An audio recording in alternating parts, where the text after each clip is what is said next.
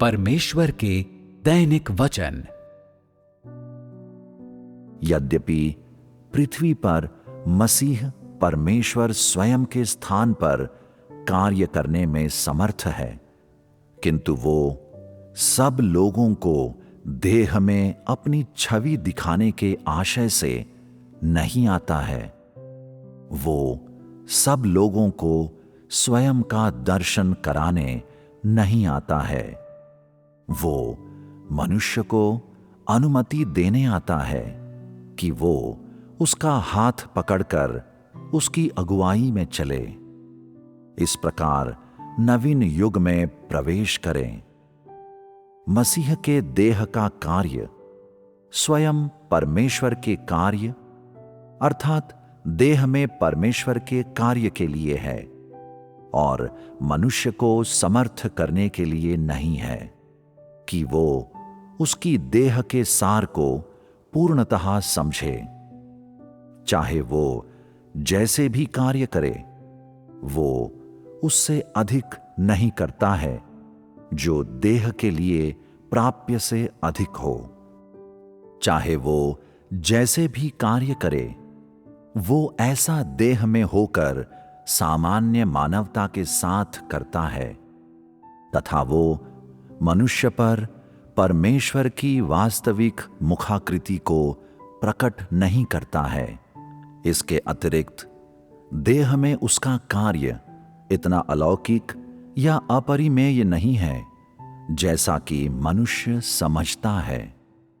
यद्यपि मसीह देह में परमेश्वर स्वयं का प्रतिनिधित्व करता है तथा व्यक्तिगत रूप में वो कार्य करता है जिसे परमेश्वर स्वयं को करना चाहिए, किंतु वो स्वर्ग में परमेश्वर के अस्तित्व को नहीं नकारता है, ना ही वो उत्तेजनापूर्वक अपने स्वयं के कर्मों की घोषणा करता है, बल्कि वो विनम्रतापूर्वक अपनी देह के भीतर छिपा रहता है।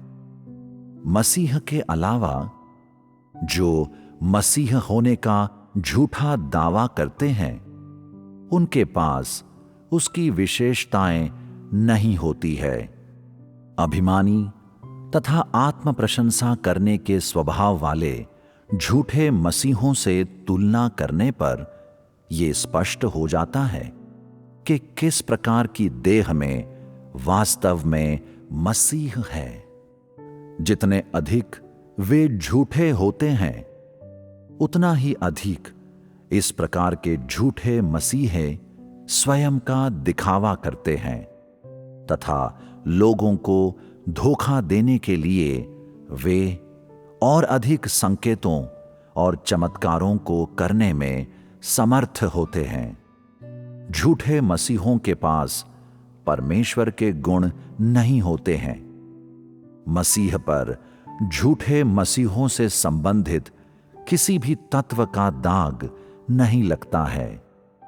परमेश्वर केवल देह का कार्य पूर्ण करने के लिए देहधारी होता है, मात्र सब मनुष्यों को उसे देखने देने की अनुमति देने के लिए नहीं, बल्कि वो अपने कार्य से अपनी पहचान की पुष्टि होने देता है तथा जो वो प्रकट करता है उसे अपने सार को प्रमाणित करने की अनुमति देता है। उसका सार निराधार नहीं है। उसकी पहचान उसके हाथ द्वारा जब्त नहीं की गई है।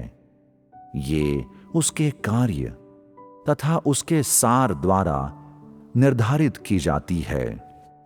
यद्यपि उसके पास स्वयं परमेश्वर का सार है तथा वो स्वयं परमेश्वर का कार्य करने में समर्थ है, किंतु वो अभी भी आखिरकार पवित्र आत्मा से भिन्न देह है।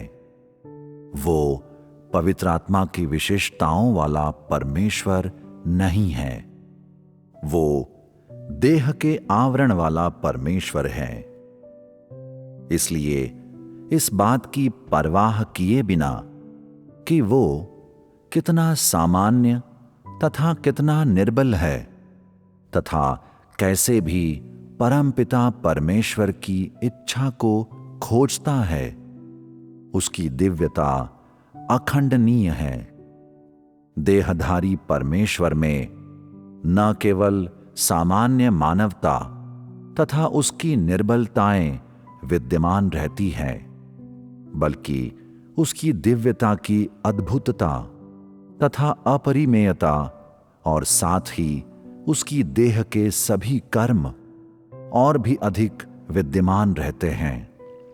इसलिए वास्तव में तथा व्यवहारिक रूप से मानवता तथा दिव्यता दोनों मसीह में विद्यमान हैं। ये जरा सा भी निस्सार या अलौकिक नहीं है।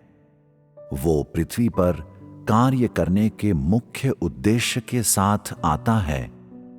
पृथ्वी पर कार्य करने के लिए सामान्य मानवता से संपन्न होना अनिवार्य है, अन्यथा उसकी दिव्यता की शक्ति चाहे कितनी भी महान हो, उसके मूल कार्य का अच्छा सदुपयोग नहीं किया जा सकता है। यद्यपि उसकी मानवता अत्यंत महत्वपूर्ण है, किंतु ये उसका सार नहीं है। उसका सार दिव्यता है।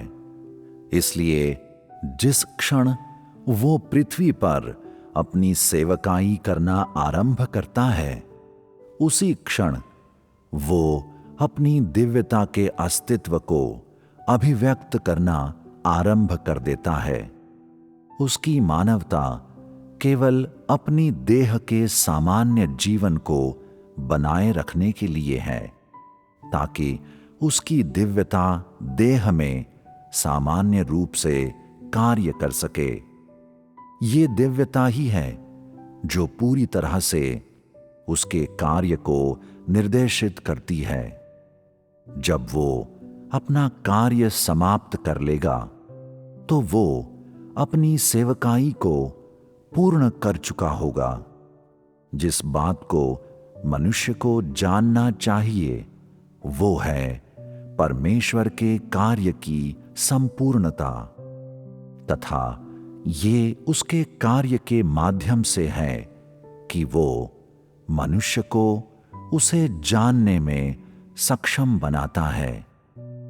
अपने कार्य के दौरान वो सर्वथा पूर्णतः अपनी दिव्यता के अस्तित्व को अभिव्यक्त करता है, जो कि एक ऐसा स्वभाव नहीं है जिसे मानवता द्वारा दूषित किया गया हो, या एक ऐसा प्राणी नहीं है जो विचार एवं मानव व्यवहार द्वारा दूषित किया गया हो।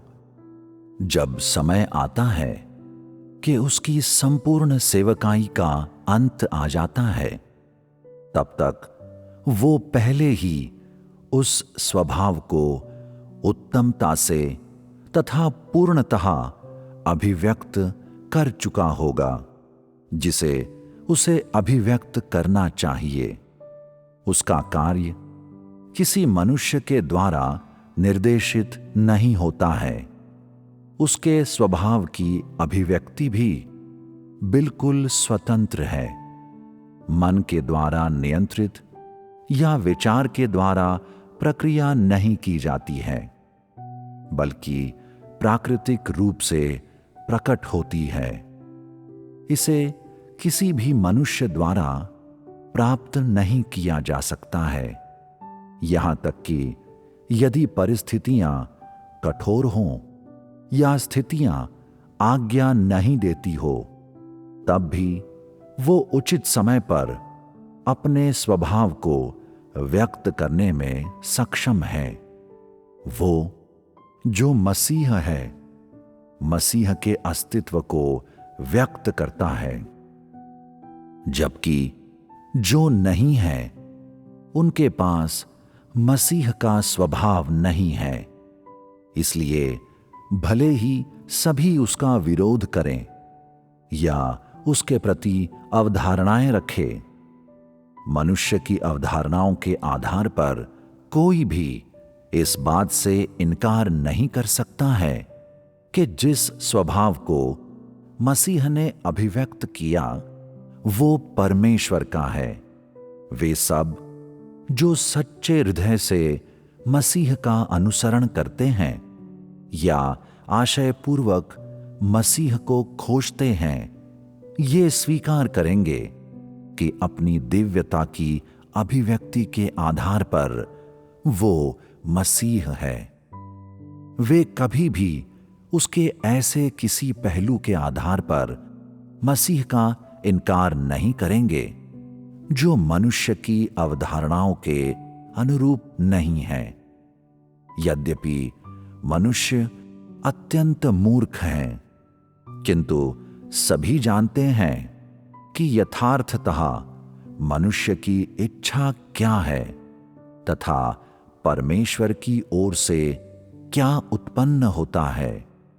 ये मात्र इतना ही है कि बहुत से लोग अपनी स्वयं की अभिलाषाओं के कारण जानबूझकर मसीह का विरोध करते हैं।